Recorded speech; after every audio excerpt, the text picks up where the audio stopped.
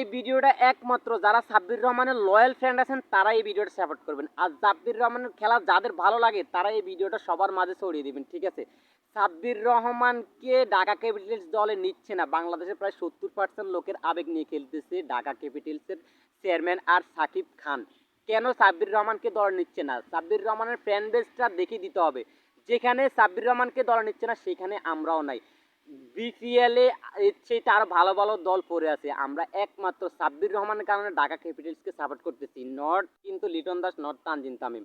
আমরা একমাত্র সাব্বির রহমান কারণে ঢাকা ক্যাপিটালসকে সাপোর্ট করতেছি। বাংলার জমিনে যদি একমাত্র ডিভিলিয়ার্স থেকে থাকে সেটা হচ্ছে যে আমাদের সাব্বির রহমান।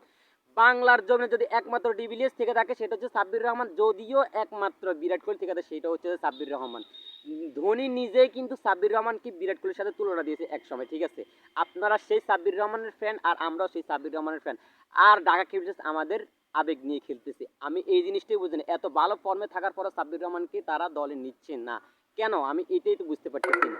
এত ভালো ফর্মে থাকার পরও সাব্বির রহমান দল না নেওয়ার কারণটা আমি বুঝলাম না। এত সুন্দর সুন্দর খেলা উপভোগ আমরা করতে পারতেছি না, এত মানে হইহুল্লার দিতেছি না। আমার একটাই সোজা কথা হচ্ছে যে সাব্বির রহমানের যে ফ্যান বেসটা আছেন, ঢাকা ক্যাপিটালস যদি সাব্বির রহমানকে না নেয় তাহলে আমরা একসাথে জোট মিলিয়ে আমরা ঢাকা ক্যাপিটালসকে বয়কট করবো। ঢাকা ক্যাপিটালসের যতজন মানুষে ফলো করছেন সবগুলো আনফলো করে দেবেন, একসাথে ঢাকা ক্যাপিটালসকে বয়কট করবো। সাব্বির রহমানের খেলা দেখার জন্য 99% লোক ঢাকা ক্যাপিটালসকে সাপোর্ট করতেছে, কিন্তু সাব্বির রহমানকে তারা কিচ্ছে দলে নিচ্ছে না কেন? এই জিনিসটা মানুষের আবেগ নিয়ে কেন খেলতেছে তারা বুঝতে পারতেছে না।